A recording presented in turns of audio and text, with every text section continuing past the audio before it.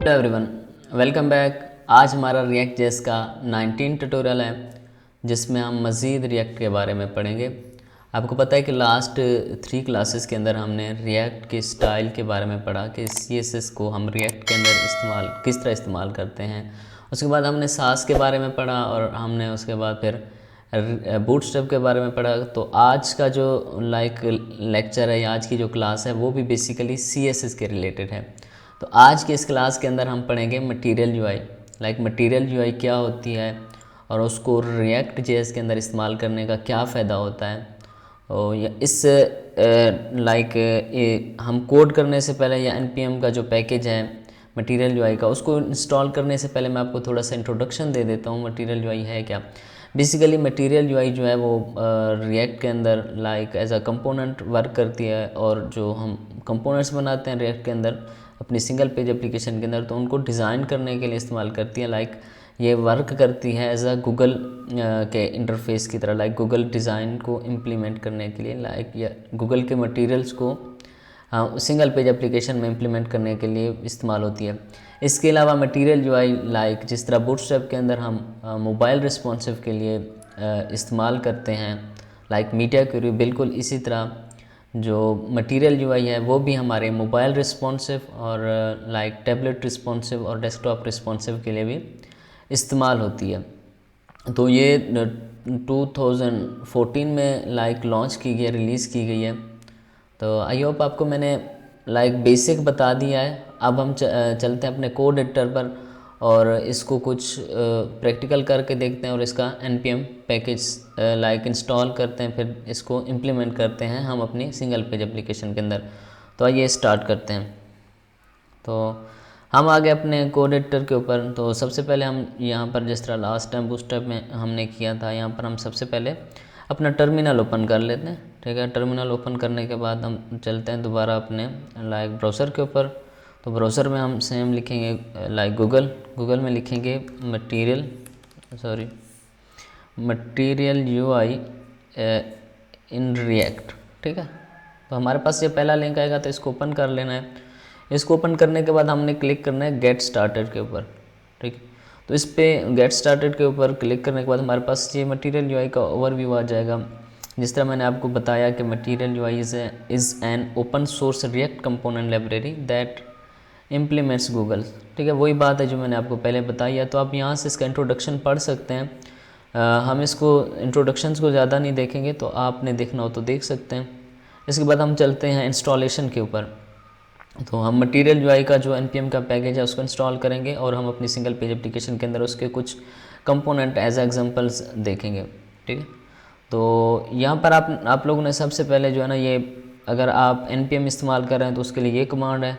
ठीक है, अगर आप yarn इस्तेमाल कर रहे हैं तो उसके लिए ये कमांड है। तो हम npm इस्तेमाल कर रहे हैं तो हम इसको कॉपी कर लेंगे और हम चलेंगे अपने कोड के ऊपर।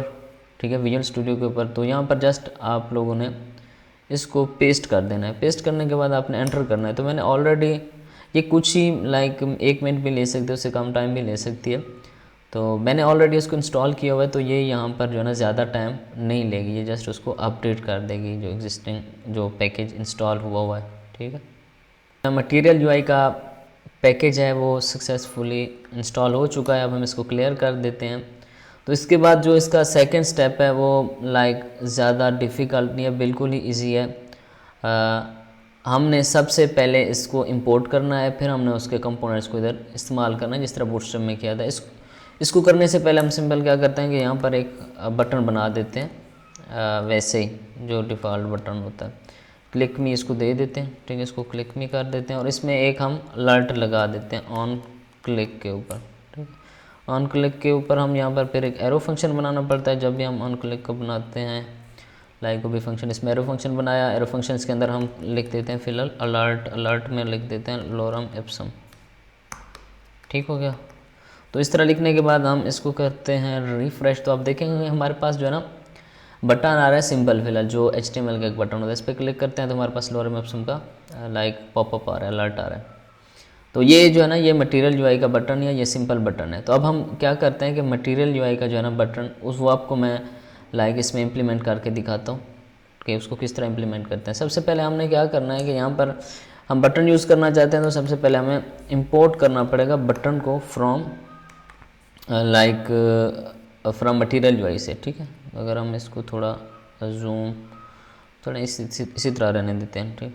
तो ठीक है, ये मटेरियल यूआई से इस तरह इंपोर्ट हो जाएगा जब आप import button from material UI. तो एक चीज़ का आपने ख्याल रखना है यहाँ पर कि फॉर एग्जाम्पल कोई डिफ़ॉल्ट बटन आप क्रिएट कर रहे हैं तो उसका जो पहला करैक्टर होगा वो कैपिटल नहीं होगा, नॉर्मल ही होगा। अगर आप किसी यूआई का बटन इस्तेमाल करें जिस तरह बूटस्ट्रैप का या मटेरियल यूआई का, तो उसका जो पहला करैक्टर होगा वो कैपिटल होगा। तो देखिए हमारा बी कैपिटल है, ठीक है। तो यहाँ पर भी हम लिख देते हैं क्लिक मी, और इसमें भी हम फिलहाल कर देते हैं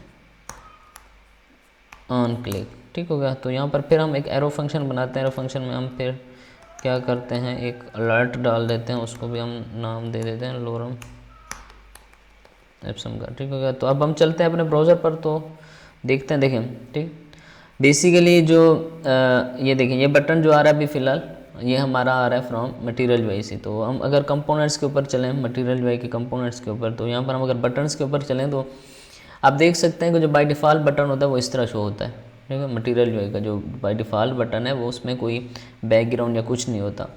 तो सेम उसी तरह जिस तरह मैंने आपको लास्ट क्लास के अंदर बताया था कि हम बटन को डिज़ाइन करने के लिए वेरिएंट का इस्तेमाल करते हैं। तो ये सिंपल टेक्स्ट है, ठीक है, उसका वेरिएंट टेक्स्ट है, या नहीं भी लगाएंगे तो सिंपल टेक्स्ट आ जाएगा। अब अगर हमने इसको इस तरह डिज़ाइन करना हो तो उसके लिए इसका वेरिएंट आएगा कंटेंट। इसको कॉपी करेंगे वेरिएंट को और इसको सिंपल जाके यहाँ पर हम पेस्ट कर देंगे। तो इस तरह पेस्ट करने के बाद हमारे पास जो बटन हैं वो इस तरह आ जाएगा, ठीक है। आई होप आपको ये अच्छे से समझ आ रहा होगा। अगर इसी तरह हमने आउटलाइन का इस्तेमाल करना है कि हमें कोई बैकग्राउंड नहीं चाहिए, जस्ट आउटलाइन एक बॉर्डर चाहिए, तो बिल्कुल इसका वेरिएंट जो है ना वो आप आउटलाइन कर देंगे तो वो क्या हो जाएगा, हमारे पास आउटलाइन आ जाएगा, ठीक हो गया। तो ये बटन आपको आई होप समझ आ रहा होगा। इसके बाद हम क्या करते हैं कि हम कोई और कंपोनेंट इस्तेमाल करके देखते हैं। हम करते हैं रेटिंग का, ठीक है। हम क्या करते हैं, रेटिंग का कोई कंपोनेंट इस्तेमाल करते हैं। इसको कॉपी करते हैं सारे कोड को, इसको जाके हम यहाँ पर अपने जो रैपर है ऐप का तो उसमें पेस्ट कर देते हैं।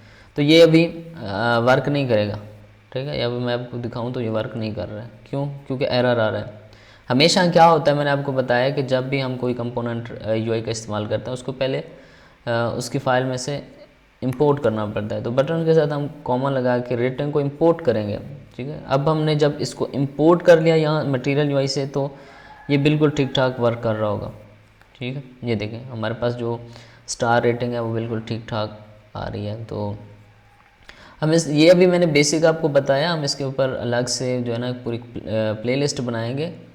तो मैं जल्दी से आपको रिवाइज़ करवा देता हूँ कि सबसे पहले हमने क्या किया, हमने जो है अपना मटेरियल यूआई की जो npm का पैकेज है उसको इंस्टॉल किया इस कमांड से। ये कमांड आप यहाँ से कॉपी करके अपने टर्मिनल में पेस्ट करेंगे तो इंस्टॉल हो जाएगी। उसके बाद हमने सिंपल जो है ना बटन बनाया, सिंपल बटन, ये वाला बटन। इसके बाद हमने कुछ बटन बनाए मटेरियल यूआई से, और बटन बनाने से पहले हमने इंपोर्ट किया बटन को फ्रॉम मटेरियल यूआई से। इसके बाद फिर हमने स्टार रेटिंग को देखा।